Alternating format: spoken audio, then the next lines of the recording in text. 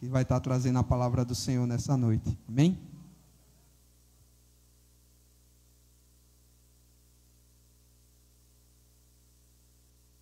Irmãos, graça e paz do Senhor Jesus.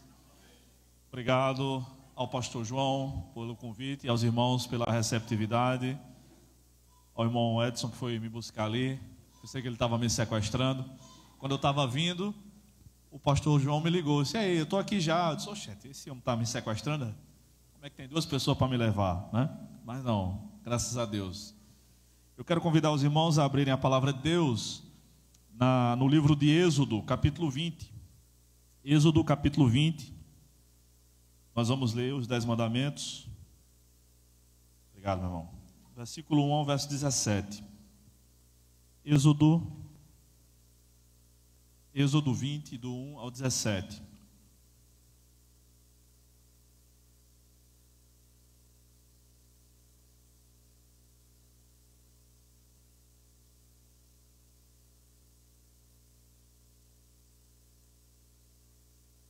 Diz assim a palavra de Deus: "Então Deus falou todas estas palavras: Eu sou o Senhor teu Deus, que te tirou da terra do Egito, da casa da escravidão.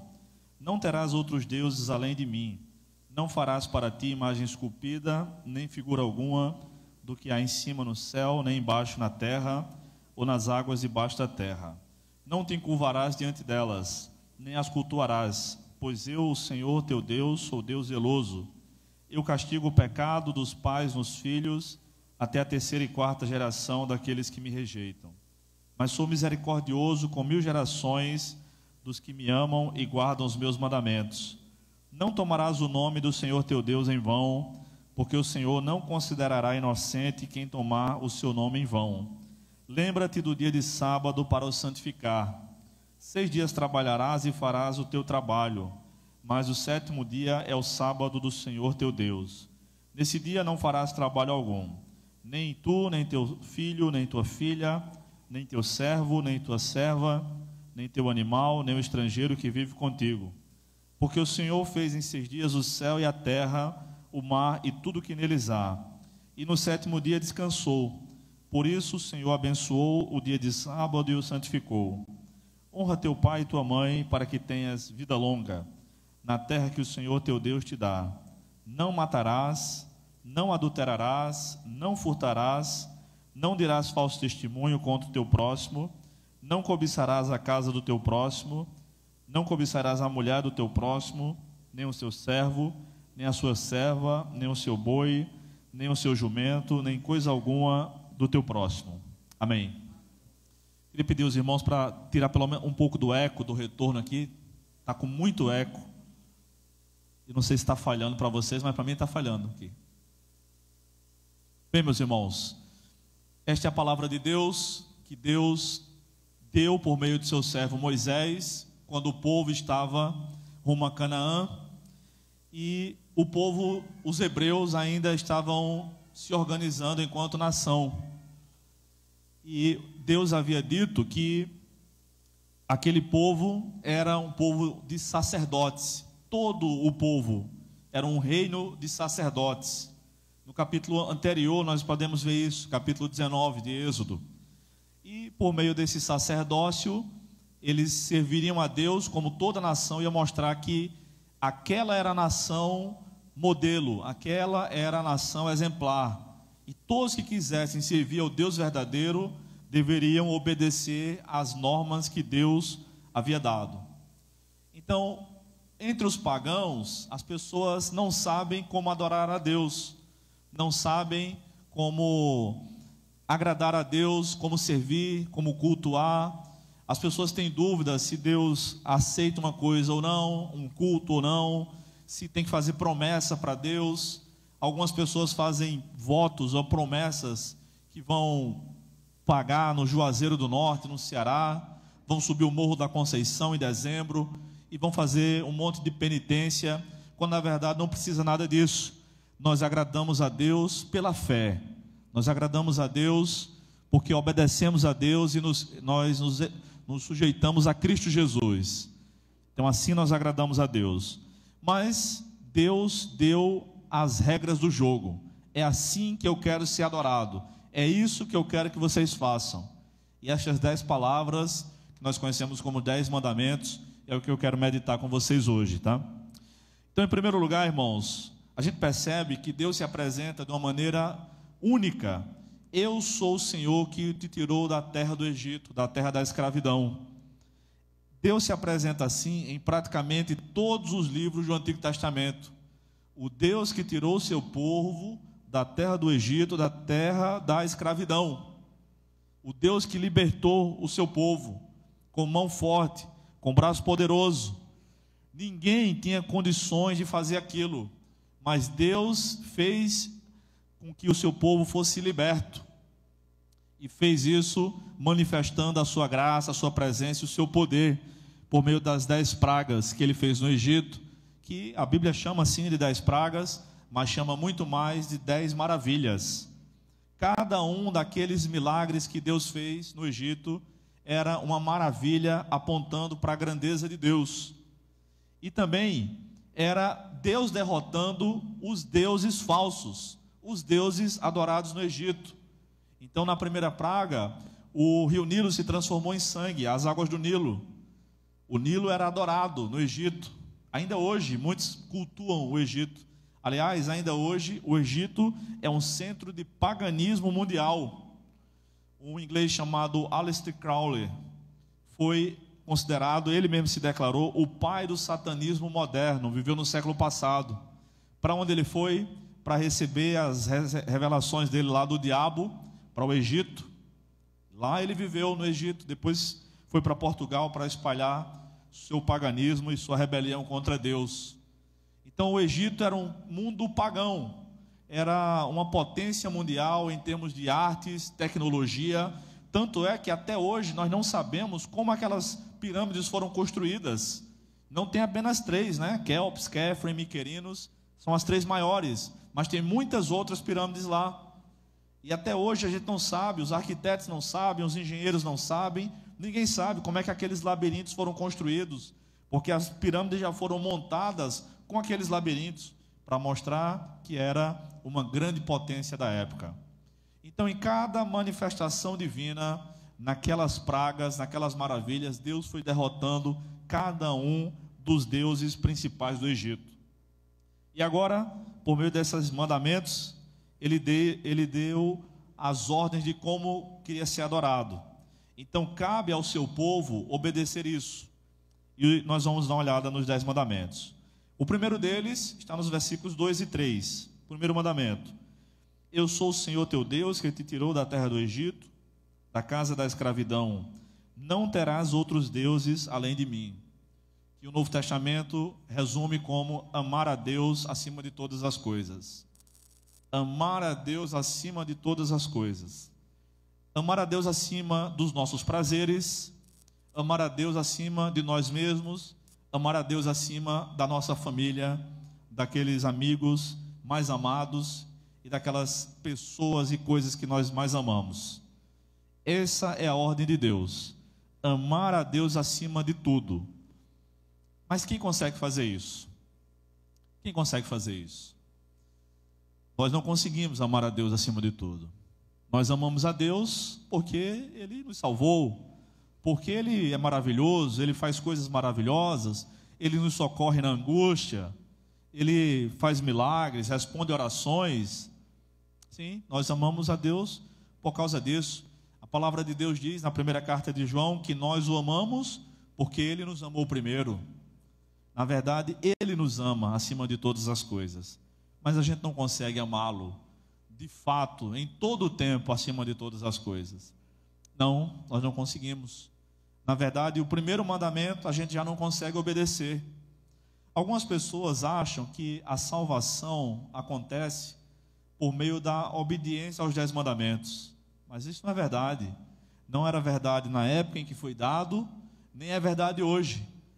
A salvação sempre foi pela fé em Deus. Nos tempos do Antigo Testamento, pela fé em Deus Pai. Uma fé teocêntrica. Agora, no Novo Testamento, pela fé cristocêntrica. Então, a salvação sempre foi pela fé. Abraão creu no Senhor e isso lhe foi imputado como justiça, diz a Bíblia. E nós também somos salvos pela fé. Mas nós devemos buscar isso, irmãos. Um dia nós vamos conseguir amar a Deus acima de todas as coisas. Por enquanto, a única coisa que nos resta é arrependimento, porque nós não conseguimos amar a Deus acima de todas as coisas. Nenhum ser humano consegue. O tempo todo não consegue. O segundo mandamento está no versículo 4 ao 6, que diz: não farás para ti imagem esculpida, nem figura alguma do que há em cima no céu, nem embaixo na terra, ou nas águas debaixo da terra. Não te curvarás diante delas, nem as cultuarás, pois eu, Senhor teu Deus, sou Deus zeloso. Eu castigo o pecado dos pais nos filhos, até a 3ª e 4ª geração daqueles que me rejeitam. Mas sou misericordioso com 1000 gerações dos que me amam e guardam os meus mandamentos. Esse é o mandamento de não adorar outros deuses. Não façam imagem de escultura. Não adore, não cultue imagem de escultura nenhuma que há em cima no céu, embaixo na terra, ou mesmo embaixo da terra, nada.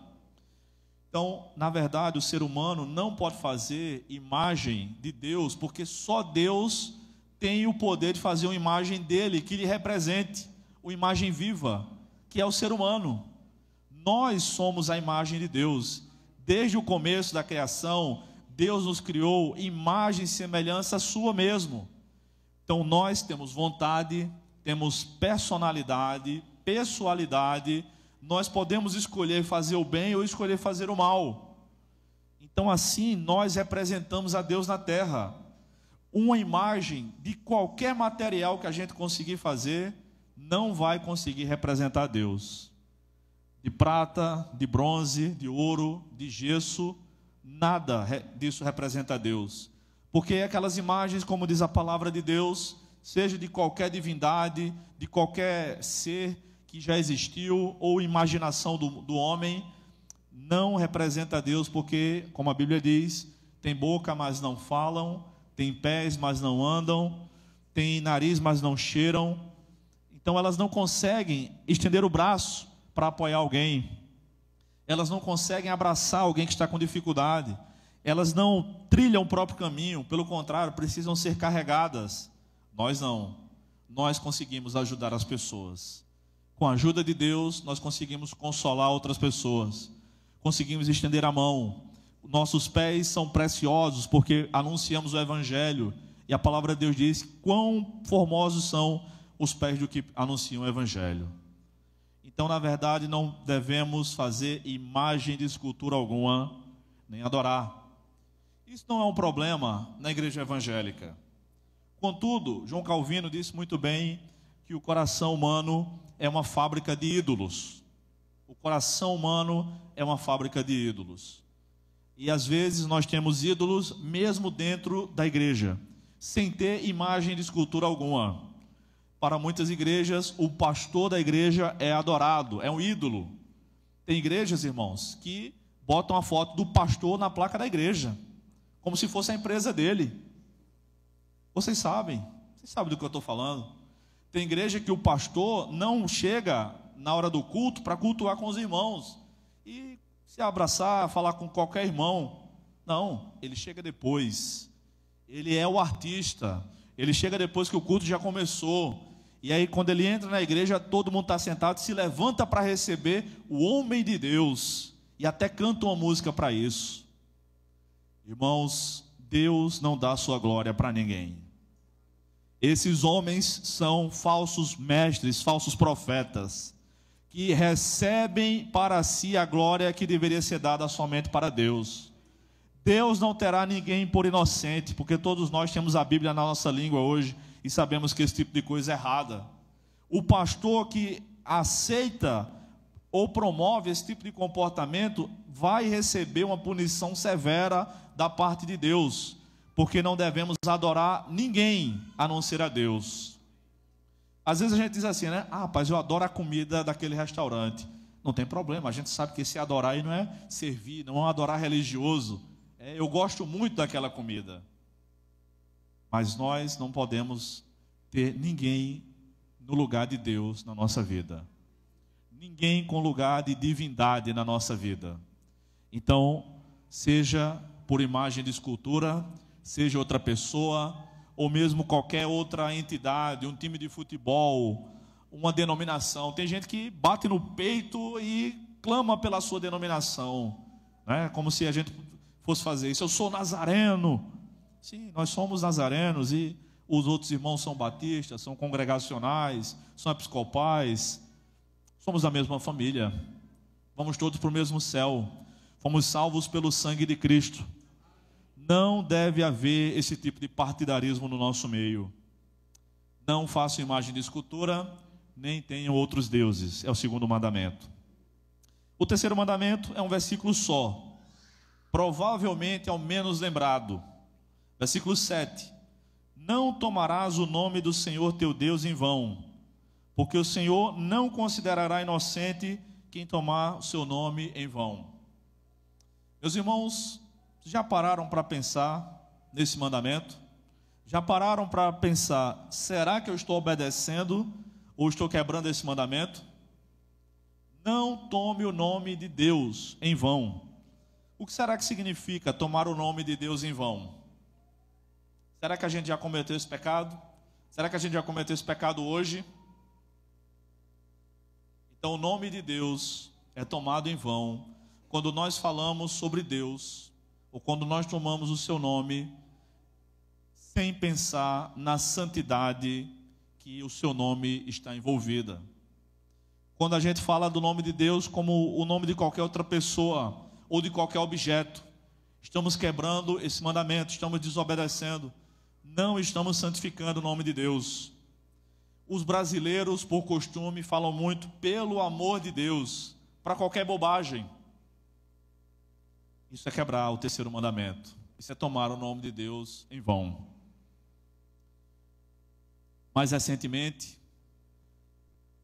há uns 10, 15 anos mais ou menos, tem ficado comum no nosso país pregadores que fazem como se estivessem falando num teatro, num show de comédia. Pastores cujo objetivo unicamente é divertir a plateia, entreter o povo, fazendo piadas com a palavra de Deus, com a obra de Deus e com o nome de Deus. Meus irmãos, isso é pecado. Se tomar o nome de Deus em vão, inutilmente, é pecado, imagina fazer piada com o nome de Deus, com a obra de Deus, com a palavra de Deus, com as coisas santas de Deus.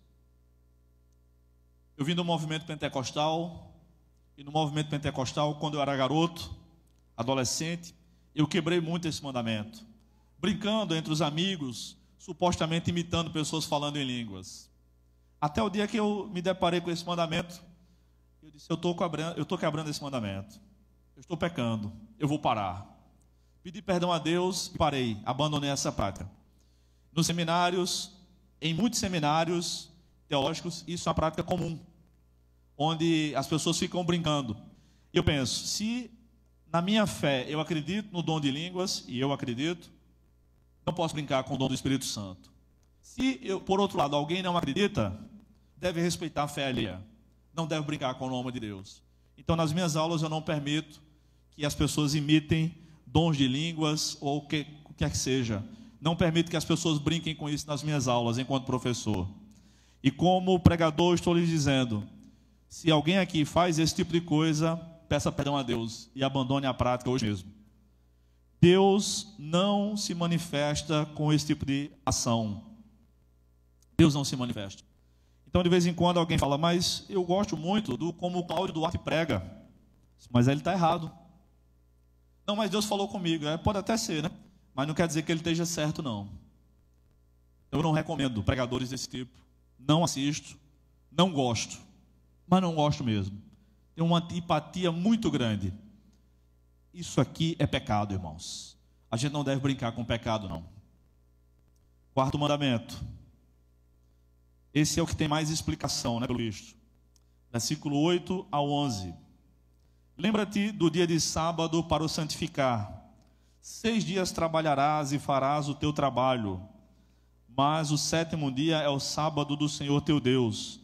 Nesse dia não farás trabalho algum, nem tu, nem teu filho, nem tua filha, nem teu servo, nem tua serva, nem teu animal, nem o estrangeiro que vive contigo. Porque o Senhor fez em 6 dias o céu e a terra, o mar e tudo o que neles há, e no sétimo dia descansou. Por isso o Senhor abençoou o dia de sábado e o santificou. O quarto mandamento, provavelmente é o mais controverso na nossa época. A guarda do sábado. Sábado significa isso, descanso. Então Deus fez todas as coisas em 6 dias, e no sétimo dia ele parou de trabalhar. É o que significa Deus descansou. Não é que Deus cansa, nós cansamos, mas Deus parou de trabalhar. E deixou como exemplo o seu descanso, o que muitos anos depois virou um mandamento. Virou um mandamento apenas aqui. Abraão não guardava o sábado, Adão não guardava o sábado, tá? Virou um mandamento apenas nos tempos de Moisés.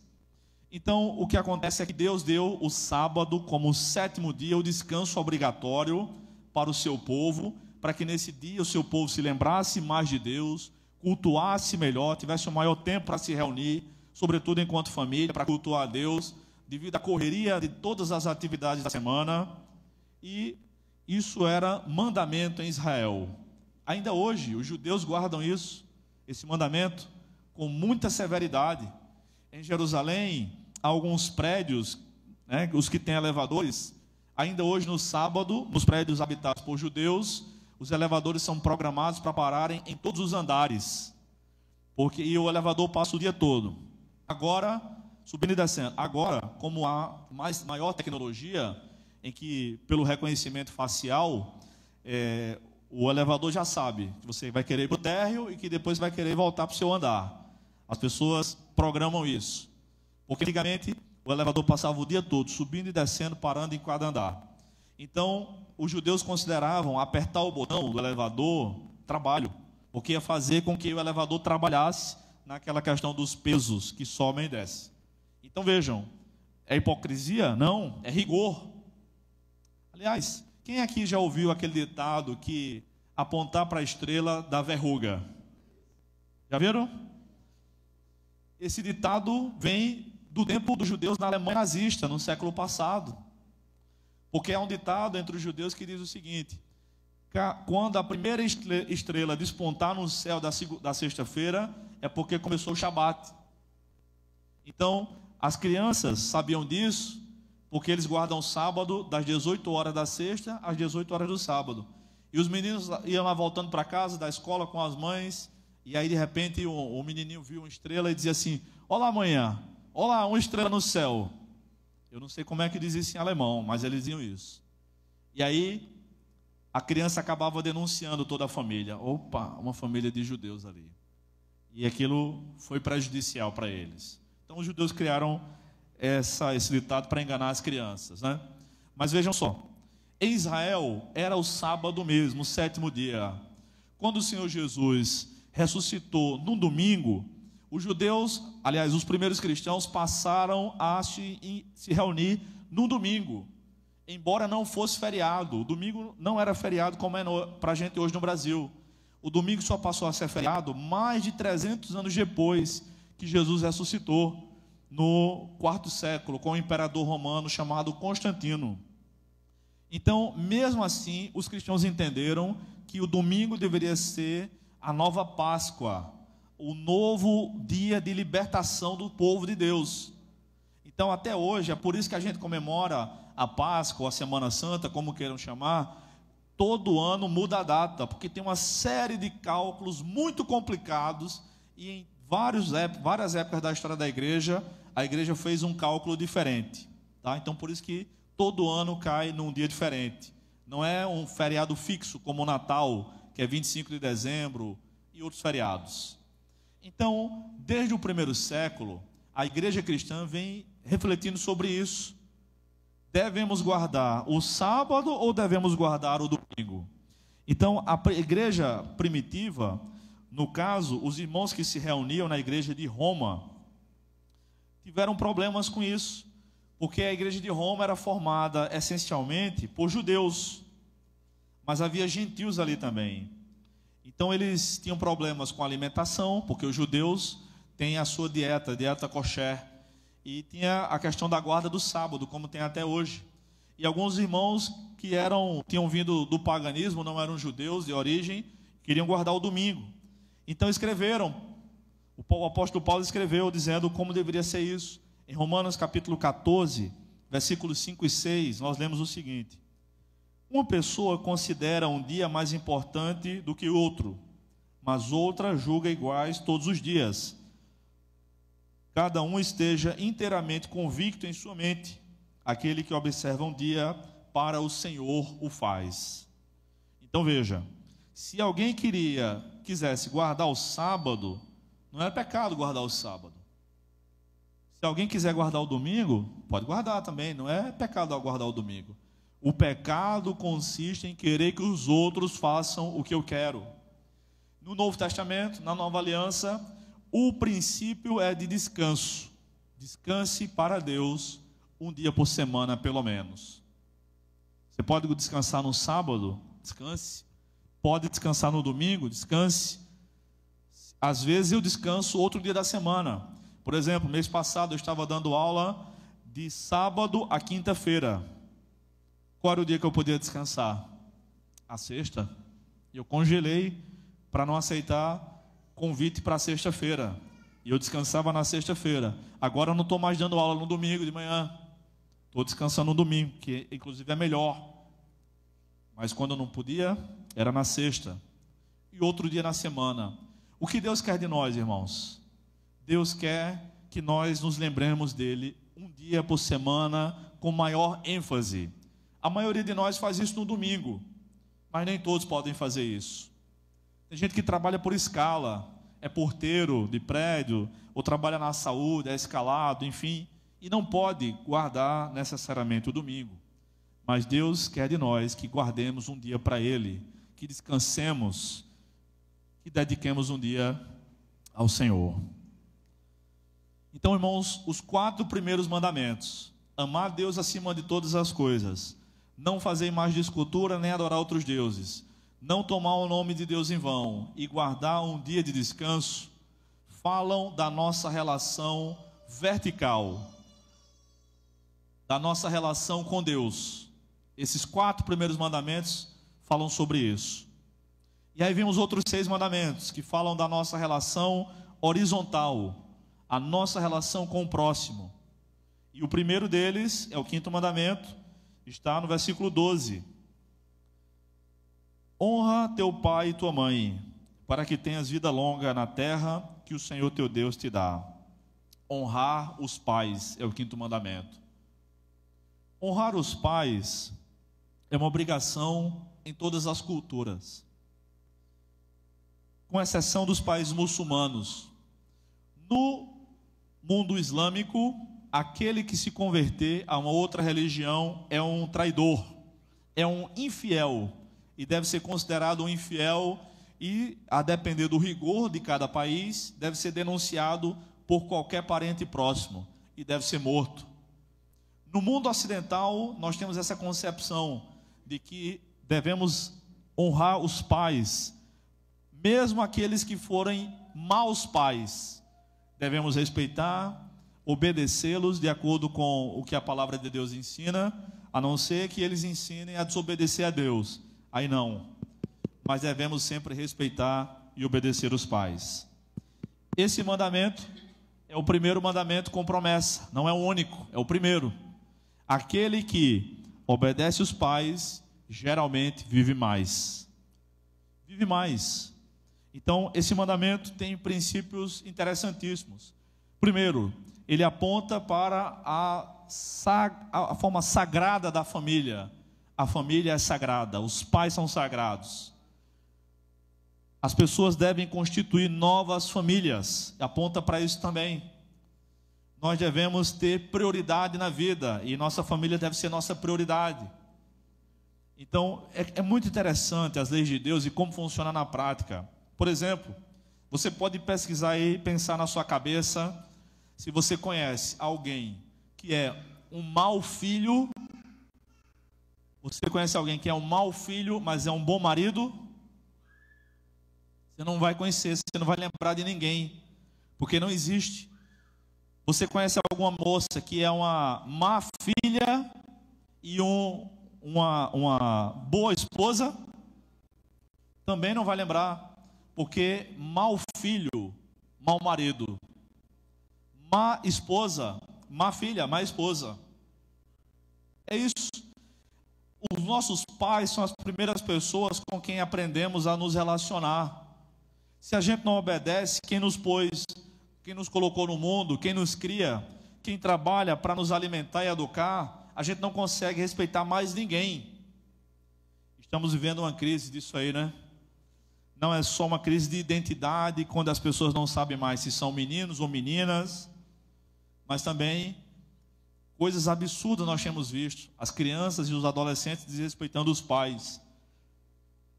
No tempo que eu morava com meus pais, se eu respondesse eles como eu vejo hoje, os filhos respondendo, eu não estaria mais aqui, teria morrido. Teria morrido, certeza. Eles tinham me matado. Mas não, me deram educação suficiente para, graças a Deus, saber chegar e sair em qualquer lugar. Isso eu não aprendi na igreja, não. Isso eu aprendi em casa. Aliás, esse tipo de coisa se aprende em casa, não é na igreja. A gente já tem que saber como chegar na igreja, como se comportar, como sair, tudo mais. Isso se aprende em casa.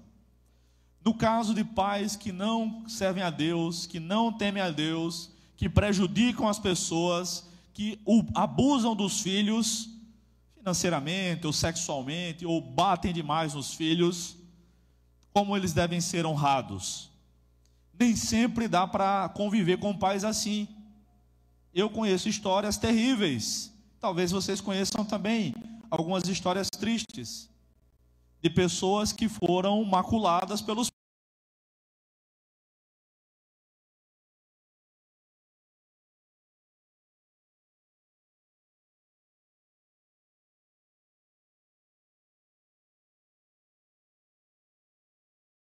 pais.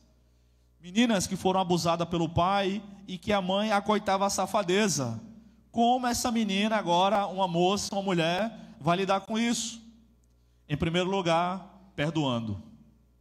Em primeiro lugar, perdoando. Perdoar é uma obrigação cristã.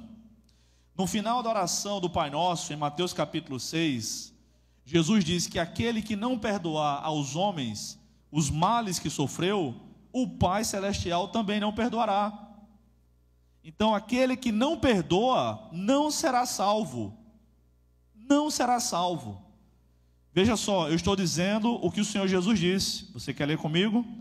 Abra comigo a palavra de Deus em Mateus capítulo 6. Mateus capítulo 6. Versículos 14 e 15. Leiam todos. Porque se perdoardes aos homens as suas ofensas, também vosso Pai Celestial vos perdoará. Se, porém, não perdoardes aos homens, tampouco vosso Pai perdoará vossas ofensas. Ou seja, se a gente não perdoar, Deus não vai nos perdoar. É isso. Você pode arrumar a ginástica mental que for, não vai conseguir distorcer essas palavras claríssimas do Senhor Jesus. Mas se você tiver dificuldade para perdoar, há meios de melhorar isso. Você pode inicialmente orar, pedindo a Deus que lhe ajude. Pode conversar com sua liderança, com algum cristão mais experiente. Você pode procurar ajuda, porque há ajuda para isso. Perdoar não é algo fácil. Perdoar não é algo fácil. Agora eu vou dizer para você o que não é perdoar. Perdoar não é esquecer. Perdoar não é esquecer. Não existe isso. Perdoar também não é passar a conviver como se nada tivesse acontecido. Às vezes a convivência se tornará impossível. Às vezes isso é impossível. Por exemplo, o Senhor Jesus, quantos pecados ele cometeu? Nenhum. Ele convivia com os fariseus que lhe aperreava o tempo inteiro? Não, não convivia não, ele brigava com eles. Jesus foi quem mais arengou em toda a Bíblia.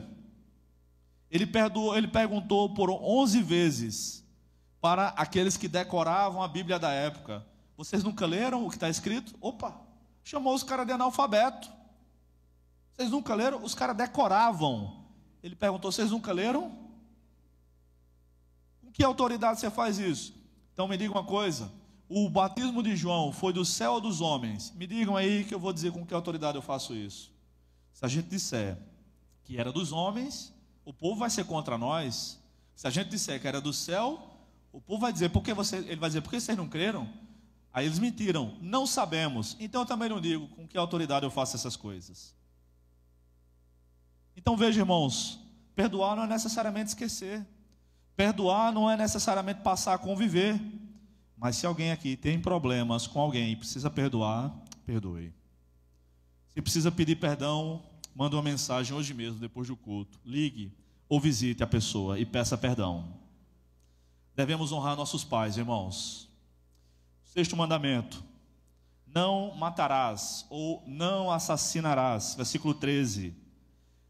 Na verdade, a própria palavra de Deus, na lei de Moisés, que começou a ser dada aqui, dizia que era para matar em 24 ocasiões. Era para matar o blasfemo, era para matar o adúltero, era para matar o filho excessivamente rebelde, o dono de um boi assassino, que se ele deixasse o boi matar alguém, ele também devia morrer. 24 razões para matar. Então o que é que significa não matarás? Não é não matarás nunca, é não assassinarás. Não matarás o inocente, o culpado tem que morrer mesmo.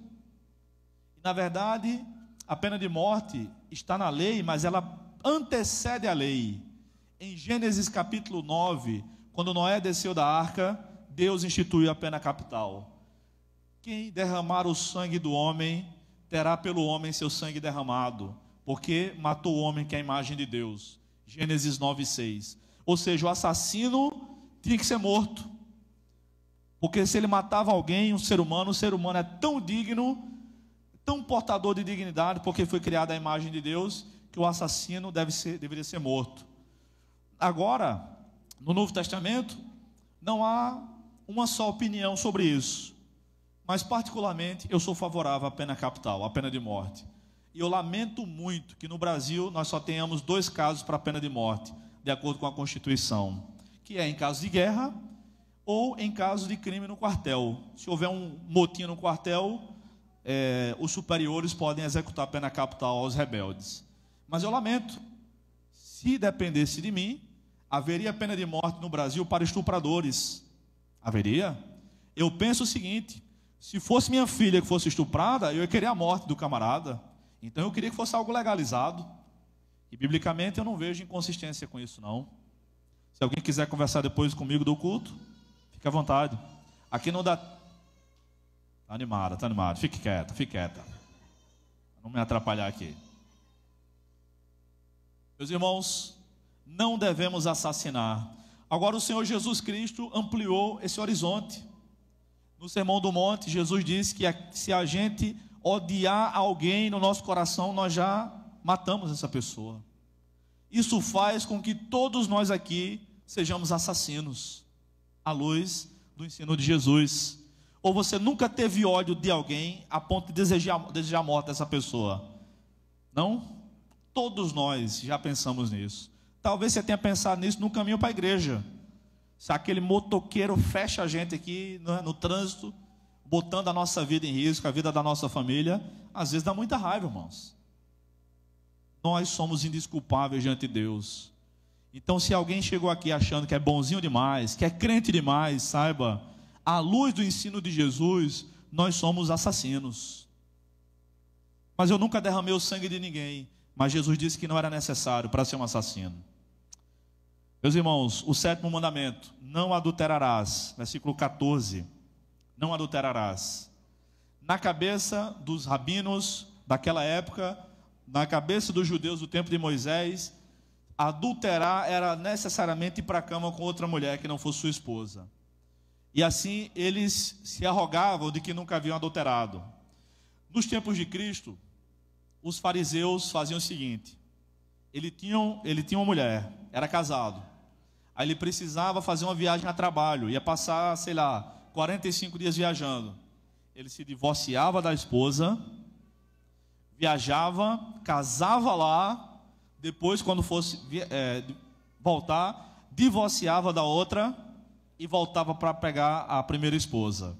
Ou casava com outra quando voltasse. Então ele pensava, não, eu estou casado, sou adúltero não, deixei minha esposa lá, agora eu tenho uma esposa aqui nessa viagem. Às vezes o cara casava até com uma prostituta, que era geralmente mais rápido. Na cabeça deles, esse tipo de arrumadinho ia inocentá-lo diante de Deus. Aí Jesus disse, aquele que olha para uma mulher, que não é sua esposa, com pensamento impuro, já adulterou. Jesus pegou o exemplo do homem com a mulher, mas a mesma coisa é verdade da mulher para com o homem. Isso também faz de nós todos adúlteros. Todos nós. Todo homem na vida adulta já fez isso. Provavelmente toda mulher também. Nós somos indesculpáveis diante de Deus. Essa é a nossa situação diante de Deus. Somos pecadores. Não há esperança para nós por nós mesmos. Mas vai piorar. 8º mandamento: não furtarás. Eu não devo furtar o que é seu, porque você tem o direito de possuir bens. É um direito dado pelo próprio Deus. Nós temos direito de possuir bens. Eu gosto de possuir bens. Eu gosto de ter esse paletó, eu gosto de ter esse smartphone, eu gosto de ter esse relógio, esse óculos. Sem ele eu não enxergaria, não teria nem vindo. Eu gosto de ter bens.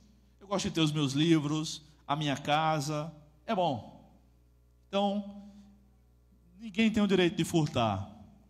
Deus deu aos seres humanos o direito de possuir bens. Isso é o mandamento evidente. Mas isso também tem implicações positivas e negativas. Veja só, nós não podemos usar o que é do outro como se fosse nosso. Por exemplo, usar o tempo do nosso trabalho, em que uma empresa, um patrão está pagando nosso salário, para procurar trabalho em outra empresa, ou para fazer o que não fomos pagos para fazer. Isso é furtar o tempo da empresa que está pagando nosso salário. A pirataria é um problema na nossa época, porque praticamente é um pecado que a gente não pensa mais. Na TV pirata, no baixar livros piratas. Não tem um PDF aí? E é um dilema, irmãos. Veja só que dilema. Eu estava coordenando um curso de teologia em Pedra de Fogo e Itambé, há alguns anos. Irmãos queridos, fervorosos, praticamente todos obreiros, sem nenhuma biblioteca na igreja. Era um seminário, extensão do seminário de João Pessoa, sem nenhuma biblioteca na igreja. Quantos daqueles irmãos tinham biblioteca em casa? Quase nenhum. Eles estavam começando agora, com poucos livros. Então veio o dilema. Para um livro ser publicado no nosso país, se não for de autoria nacional, precisa pagar o tradutor. Eu tenho amigo que é tradutor de livros. A editora precisa pagar os direitos autorais para o autor, a cada livro que vender. E aí geralmente paga de tempos em tempos. A editora paga pela impressão, paga por ter os direitos autorais. Então facilita para que a gente consiga comprar aquele livro por R$50, por R$100, sei lá. Porque se fosse traduzir só para mim, não ia dar. Eu não ia ter condições de pagar tudo. Então quem está pagando, quando a gente pirateia, não está sendo remunerado. Isso é roubo. Isso é roubo. Mas a gente diz, não, mas a lei no Brasil diz que a pirataria só ocorre quando eu vendo, não quando eu estou consumindo. Irmãos, nós estamos achando brecha na lei dos homens para nos escorar na lei de Deus. Então vem um dilema. Como é que a gente faz? Esses obreiros que estão estudando, como é que eles vão fazer o curso para plantar a igreja? Só com o livro baixado. Que Deus nos ajude nesses dilemas éticos. Que Deus nos ajude. Então, eu e os outros professores que demos aula lá, passaram livros para eles assim. Mas eu faço de tudo para evitar, irmãos. Irmãos, vamos ter cuidado com isso. 9º mandamento. Não dirás falso testemunho contra o teu próximo. Não minta. Não fale mal de ninguém. Não minta. O falso testemunho é o que a gente chama hoje de fofoca. Você viu o que ele disse? Você soube? Você soube? Às vezes a gente se prende a cada coisa inútil e perde o nosso tempo para fazer fofoca. A gente liga a televisão, aí diz lá: o jogador de futebol do Corinthians não pagou a pensão alimentícia, portanto vai passar um mês detido. A gente quer ver, eita rapaz, não pagou mesmo, né? Você é um caba safado. E a gente vai perder o nosso tempo do dia, porque o cara não pagou a pensão alimentícia, que a gente tem nada a ver, nem com o menino, nem com a mulher, nem com ele, nem com o time. E aí depois para a gente difamar o cara. O falso testemunho é terrível. No livro de Provérbios, a palavra de Deus diz o seguinte: 6 coisas o Senhor odeia, a 7ª ele abomina. Aí o livro fala sobre 6 pecados, e a 7ª questão que Deus abomina é o quê? O que semeia contendas entre irmãos. Você soube o que ele disse de você? Você soube? Você vai deixar? Deus abomina esse tipo de pecado, esse tipo de atitude. Aliás, um dos pecados é o assassinato, que Deus odeia. Mas Deus abomina, ou seja, Ele odeia mais ainda a fofoca, o falso testemunho, do que o assassinato. Se você acha que não tem pecado grande, pecado pequeno, tem sim. Alguns Deus odeia, outros Ele abomina, tá? Mas depois eu falo sobre isso outra vez, se vocês me chamarem. Não faça falso testemunho. Não diga o que você não tem certeza. Tem certeza, confronte seu irmão se ele pecar contra você. E em 10º lugar, não cobice. Verso 17: não cobiçarás a casa do teu próximo, não cobiçarás a mulher do teu próximo, nem o seu servo, nem a sua serva, nem o seu boi, nem o seu jumento, nem coisa alguma do teu próximo. Não tenha inveja de ninguém. Como professor de seminário há 17 anos, como pastor, muita gente vem conversar comigo para pedir uma orientação ou para pedir oração porque está passando por alguma dificuldade, está enfrentando alguma tentação, algum pecado. Então as pessoas às vezes confessam os pecados a mim e aos pastores, isso é normal. Agora, nunca chegou alguém para dizer o seguinte: Bruno, eu queria que você orasse por mim, porque eu sou muito invejoso. Nunca. Não sei se vocês já confessaram a Deus o pecado da inveja alguma vez. Eu acho que é impossível a gente viver esse tempo todo de idade que nós temos e nunca ter tido inveja de ninguém. Aliás, infelizmente, eu sou um brasileiro com muito orgulho. Sou natural de João Pessoa e tenho muito orgulho disso. Mas a cultura brasileira é firmada na inveja. Quando alguém prospera, o que é que os vizinhos dizem? Deve estar roubando. É isso. A gente parece que não acredita que é possível prosperar trabalhando honestamente, a não ser quando seja no nosso caso, né? Mas, meu irmão, é impressionante como o brasileiro é invejoso. Se você acha que eu estou errado, se você acha que eu estou quebrando o 9º mandamento, falando o 10º, falando falso testemunho, observe essa questão da inveja nos próximos dias. Eu lembro bem, irmãos, eu estava na igreja, literalmente no prédio, né, no templo, quando a gente tinha conseguido comprar nosso primeiro carro, Kelly e eu. E tinha um irmão da igreja que entende bem de carro, e eu tinha pedido algumas dicas a ele e tal, e eu estacionei o carro na frente da igreja. E estava eu, ele e outro irmão na igreja. Os dois ricos, muito ricos. E eu, pobre, bem pobre. Estava começando a vida. E aí eu disse: olha, sabe aquele carro que eu pedi para orar e tudo mais? Deus me deu. Mas foi mesmo, irmão? Um deles, né? Eu disse: está aqui, ali, aquele na frente ali. Aquele ali na frente. Aí ele disse: vamos lá ver, vamos dar uma volta. E o outro, que tinha 2 carros, inclusive, e um salário altíssimo, baixou a cabeça e saiu. Aí eu fui, dei uma volta com ele, olhei e tal, eu contei a ele como foi a história. Depois eu lembrei daquilo e fiquei pensando: meu Deus do céu, foi inveja. Ele tem 2 carros, um salário altíssimo, podia até comprar um terceiro ou outro. Mas não, a inveja é fogo. A inveja é complicado mesmo. Meus irmãos, é impossível obedecer tudo isso para agradar a Deus. E também o apóstolo Tiago escreveu na sua carta, capítulo 2, versículo 10, que aquele que tropeça num só mandamento, tropeçou em toda a lei. Só há uma esperança para nós, é nos arrepender e nos entregar a Cristo.